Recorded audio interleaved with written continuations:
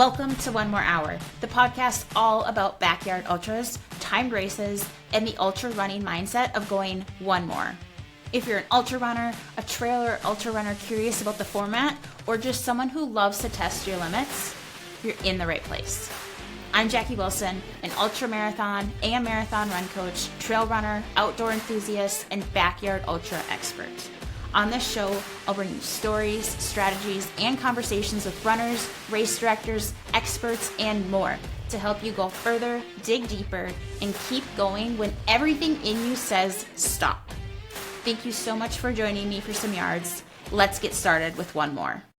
Welcome back to the One More Hour podcast. I've been getting questions about bronze tickets, silver tickets, gold tickets, how to qualify for Big's Backyard Ultra since I've been talking to some runners who have recently ran a silver ticket race. So I want to just explain the qualification process. Today's episode is going to be very short, clear, and straight to the point because once I explain it, it should be fairly straightforward. And there's not a lot to it once you understand how the process works. So if you have ever felt confused about how the Backyard Ultra system works beyond your local race, if you've wanted to qualify for Big's Backyard Ultra, or you're like, I haven't heard of that, but it intrigues me, this episode is for you. So thinking about the big picture, Big's Backyard Ultra is the World Individual Championship of Backyard Ultras. It takes place every odd-numbered year at Laz's house. He's the founder of the Backyard Ultra. He lives in Belt Buckle, Tennessee. So the race takes place in his backyard, and it just occurred this past October 2025. You don't sign up for Bigs in a traditional way. Like, you don't just go to Ultra Sign Up and sign up for Big's Backyard Ultra. You have to qualify for it. So there is this multi-step qualification system that is set up, and you can find all this information on bigsbackyardultra.com.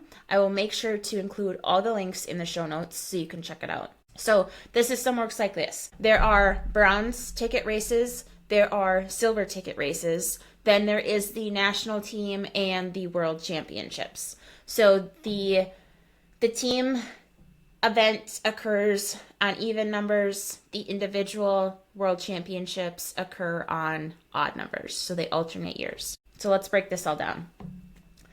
A bronze ticket race is one of the first steps that you can take on this path. You don't have to. You can start with the silver ticket, but a bronze ticket is an entry point into the silver ticket. So if you win a bronze ticket race, which these Backyard Ultras, if you're in the Backyard Ultra system with Laz, you can fill out a form and you can apply to have your race be a bronze or silver ticket. And then there's a selection process each qualifying window that they go through to figure out, okay, these are going to be our bronze ticket races and these are going to be our silver ticket races. If you win a bronze ticket race, meaning you are the last runner standing, if two people quit, and again, no one runs one more loop than anyone else, there's no winner. So then there is no winner of that bronze ticket if it was a bronze ticket race. But if you are the last person standing, you earn a guaranteed entry into a silver ticket event. Bronze ticket races take place during a qualifying window. So it was August 19th, 2024 through August 16th, 2025.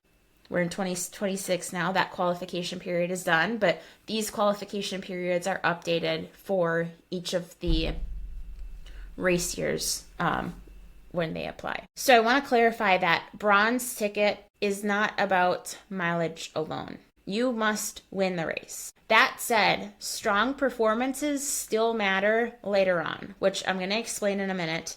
But even if you did not win, your performance still matters. Now, there are silver ticket races. Silver ticket races are when things get a little bit more serious because the next step is Bigs.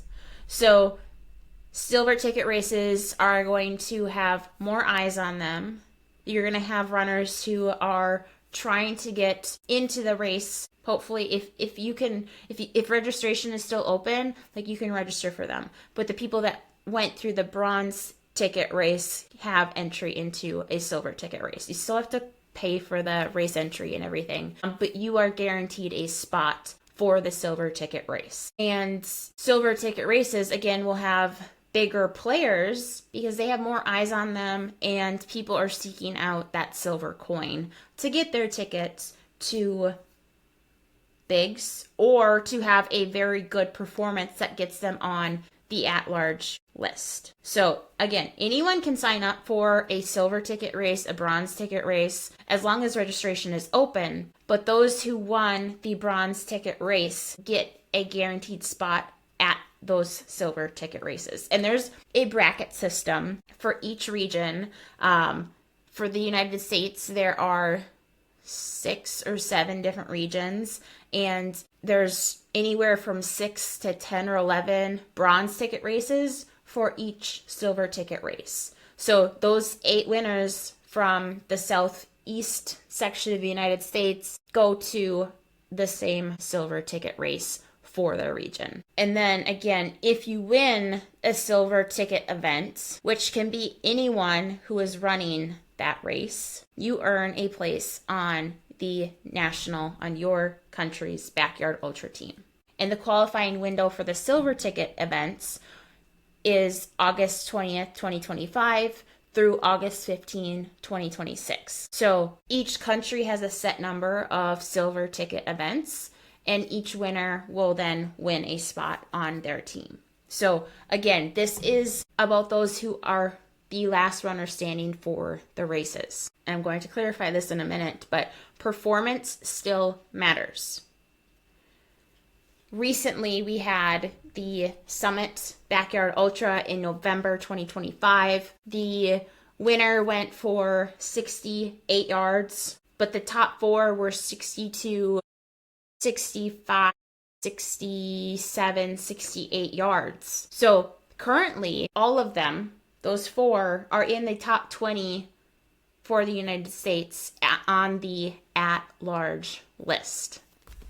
So let's talk about the at-large list, because this is where a lot of confusion comes in. Not every spot on a national team comes from winning a silver ticket race. So for example, this round, the United States has 15 spots for their team. 7 spots are awarded to silver ticket winners. There are 7 silver ticket races within the qualification period for the upcoming team championship. The remaining 8 spots come from the at-large list. And I keep pointing over here because I have it on my other screen. But there is a list, and there's 7 spots laid out, 1 through 7, and they're all already held for silver ticket events for each of those races. Then the following 8 spots are listed as at-large list, and then there's some reserve just in case something happens, a runner's not able to make it, whatever, there are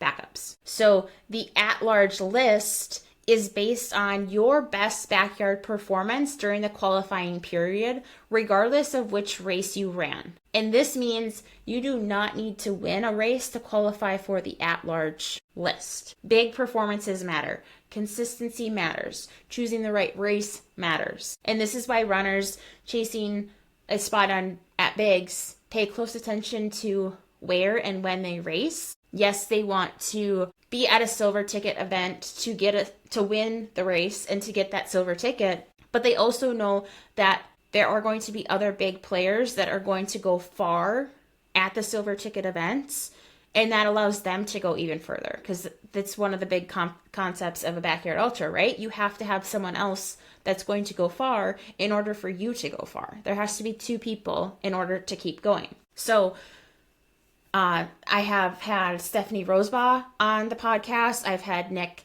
Peterson on the podcast. They're sitting at in the reserve spots right now at 17 and 18. Megan Smythe is on the podcast coming up in an episode or 2. She is in the top 20 for the United States in that list. And, you know, it being at the at-large lists and in the reserve, you can be bumped out because there's still a lot of time and more silver ticket races that are coming up. Only 2 out of the 7 have occurred so far in this qualification period. So there are going to be more bigger performances that are put on that list that bumps people down. Megan is going to be running another silver ticket race to get another chance at that spot.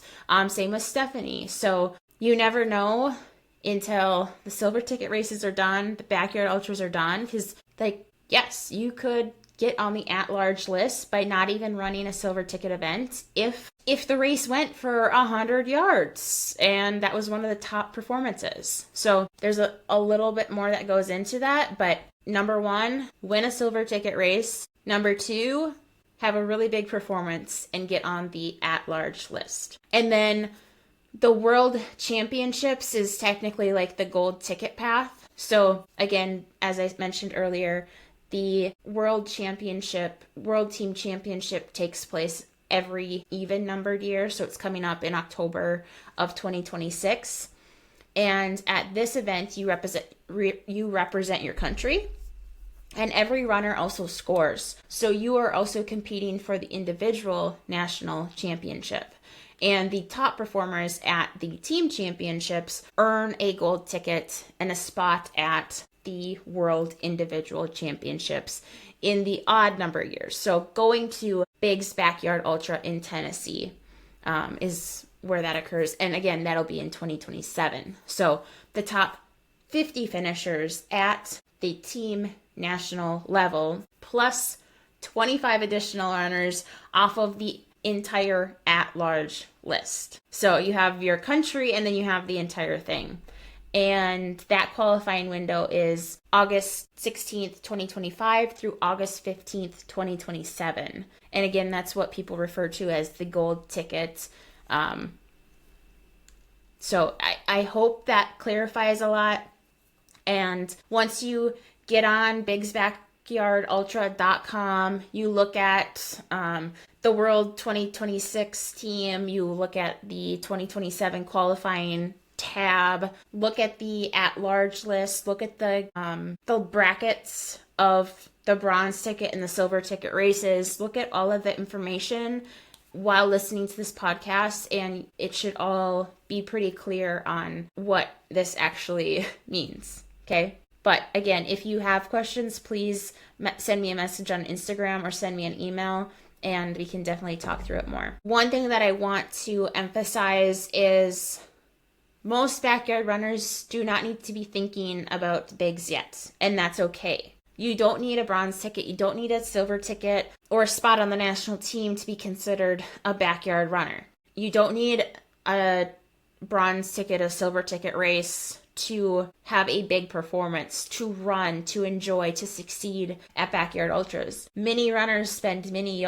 years learning the format, building durability, improving execution, figuring out pacing and fueling and mindset, and all of those things before even considering chasing a qualification. So every strong backyard performance builds towards something. Every backyard race teaches you something, which you can apply to your next one. Backyard format, timed race, fixed distance, like you can apply these lessons to every race going forward. You can also apply it to daily life.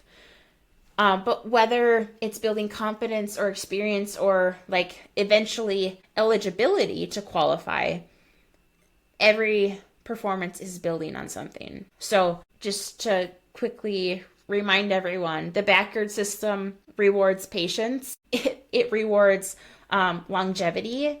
It rewards smart race selection. And it rewards the ability to show up repeatedly, not just once. So patience is the name of the game. It's kind of how you actually run your backyard ultra too. So again, please message me on Instagram if this has spurred any more questions or if you need clarification on anything. Hopefully I explained it well and it's been short and concise and hopefully clear. And if this episode piqued your interest and makes you want to set a big goal of qualifying for bigs one day or figuring out how far you can actually go in the backyard format or in a timed race or in ultras in general. Or this leads to more questions in what you should be doing for training, what races make sense for you, how to work on mindset, how to build towards longer performances over time. That's what I help my athletes do in coaching. So please reach out. You can see the links in the show notes, but do not sit on your goals. Do not sit on the ideas of what if I can go farther? I wonder how far I can go. Take action on them and start doing something today to get you to that next level, whether it is running further or fueling better or getting better at pacing or working on your mindset that helps you in running and in life. Thank you so much for listening, and I will see you at the next yard. Thanks for tuning in to One More Hour. If you enjoyed this episode, hit follow so you don't miss the next yard, and share it with a runner who loves pushing their limits. I'd love to hear your own stories of going one more. Connect with me on Instagram at the One More Hour Podcast.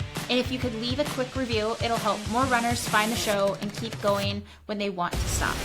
Until next time, just go one more hour.